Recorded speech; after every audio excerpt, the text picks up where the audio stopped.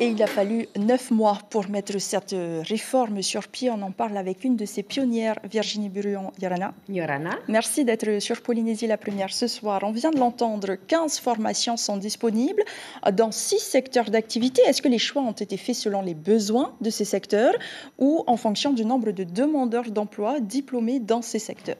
Alors non, ils ont été faits effectivement par rapport aux besoins des entreprises grâce à l'Observatoire de l'emploi qui a été créé début 2022 et qui a sorti ses premiers chiffres, ses premières données, ses premières statistiques qui nous permettent de voir quels sont les secteurs d'activité qui sont en manque de main-d'œuvre. Et c'est bien évidemment ces secteurs-là qui ont été priorisés pour cette réforme de l'apprentissage. Et donc la volonté serait de l'étendre à d'autres métiers? Oui, bien évidemment, et même à des métiers auxquels on ne pense pas forcément, comme les métiers du social, par exemple. Donc, on est en relation avec des centres de formation en métropole pour voir comment on pourrait mettre en place de l'apprentissage en Polynésie française sur ces métiers-là où nous avons de gros manques et des gros besoins, et pour éviter nos jeunes, effectivement, d'aller en métropole faire ces formations pour pouvoir les suivre ici, localement. Et cette formation est aussi ouverte aux handicapés, les intégrer, c'était important pour vous? Oui, notre philosophie au ministère, c'est zéro exclusion. Donc, dans toutes les stratégies politiques ou textes sur lesquels on travaille, on essaye d'être toujours dans cette philosophie du zéro exclusion. Est-ce que formation signifie CDI à l'issue? En tout cas, formation, déjà, ça veut dire monter en compétences. Aujourd'hui, on a un souci de concordance entre nos besoins et les offres d'emploi. On a des entreprises qui recrutent, mais malheureusement, ça ne correspond pas aux demandeurs d'emploi. Les profils ne correspondent pas. Donc, notre travail à nous, c'est de faire concorder les deux. Donc, il faut qu'on monte en compétences nos jeunes. L'apprentissage, attention, l'apprentissage, on dit que c'est un nouveau dispositif. C'est pas un nouveau dispositif, c'est un dispositif qui existait, mais qui n'était pas tellement attractif et du coup qui était cannibalisé par d'autres mesures d'aide à l'emploi. Avec cette réforme, on l'a modernisé, on l'a rendu attractif et pour les apprentis et pour les organismes d'accueil. Un des grands changements de l'apprentissage, c'est qu'avant c'était un stagiaire et aujourd'hui c'est un salarié. Et ça change tout puisqu'il a une couverture sociale, il cotise à sa retraite. Et puis je pense que même psychologiquement, c'est important aussi pour un apprenti de savoir qu'il fait partie de la société. Alors cette politique de soutien à l'emploi a un coût, 1,4 milliard de francs pacifiques cette année, et elle s'ajoute à d'autres déjà existantes comme les CAE, les CSE ou encore les ACT. Selon un bilan dressé par votre ministère l'année dernière, elle s'avère un peu inefficace. Est-ce que ce nouvel outil ne devrait pas les remplacer pour investir plus efficacement, notamment quand on sait qu'ils sont plus de 20 000 à vouloir occuper un emploi et surtout quand on sait que les aides à l'emploi coûtent près de 7 milliards à la collectivité? Alors, le rapport dont vous faites référence, effectivement, stipulait que les résultats escomptés des CAE ne sont pas ce qu'on attend.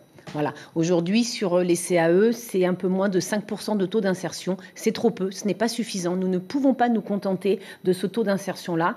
Donc, on est en train de... Donc, il y a la réforme de l'apprentissage, mais il va y avoir également une modernisation de toutes les autres mesures d'aide à l'emploi, y compris les CAE, qui vont continuer à exister, mais sous une autre forme où on va y intégrer plus de formation, parce qu'aujourd'hui, c'est ça qui manque pour que, in fine, ces stagiaires-là puissent être embauchés dans nos entreprises. Donc, elles vont continuer d'exister, ces mesures d'aide? Bien sûr, évidemment, c'est important dans le cadre de la relance de l'emploi qu'il existe des mesures d'aide à l'emploi à différents niveaux.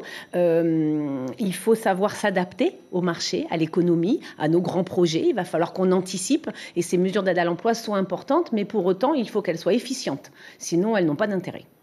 Alors, cet outil, en métropole, on l'a vu, certains patrons confondent apprentis et main-d'œuvre corvéable à merci. Est-ce que vous allez être vigilant?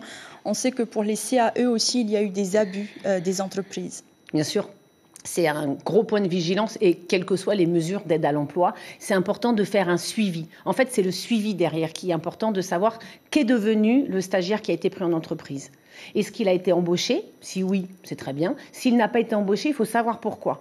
Est-ce parce qu'il manquait encore de formation ou pour d'autres raisons? Il faut qu'on les identifie et qu'on puisse y répondre et apporter des solutions justement pour améliorer tous les taux d'insertion des différentes mesures d'aide à l'emploi. Le CVD, par exemple, a un très bon taux d'insertion.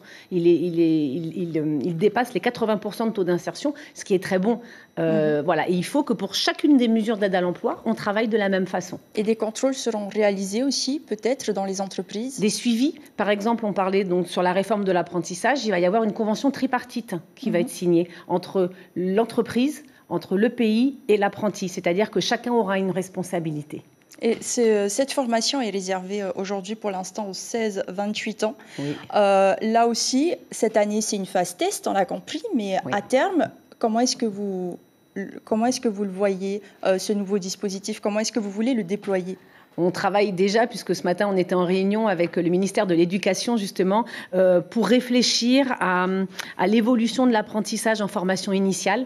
Donc, ça va prendre du temps, comme vous le disiez. Sur la réforme de l'apprentissage, on est en période de test, un petit peu, sur 3 ans. Le texte qui a été voté, qui a été mis en place avec le budget, va nous permettre de faire un bilan et un suivi et de voir s'il y a des choses à moduler. Ce qui est important également à savoir, c'est que sur ce nouveau dispositif, qui est très incitatif, on a essayé de prendre en compte tous les freins à l'employabilité autour d'un demandeur d'emploi. Par exemple, si je peux vous donner un exemple, en cas d'assiduité sur la première année d'apprentissage, avec un certificat de l'entreprise qui dit cet apprenti a été assidu, il a été tout le temps là, il a bien travaillé, il était investi, le pays va lui payer son permis de conduire ou un moyen de transport à hauteur de 100 000 francs.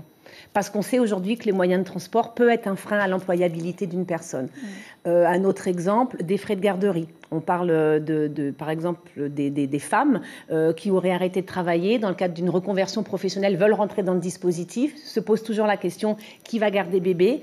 Le dispositif de l'apprentissage permet une prise en charge partielle ou complète en fonction des situations et des critères sociaux, bien évidemment, des frais de garderie pour permettre à ces femmes de se réinsérer plus facilement. Eh bien, nous suivrons ça de très près cette année. Donc, merci beaucoup à Virginie Briand d'avoir été avec nous ce soir pour parler de ce nouveau dispositif.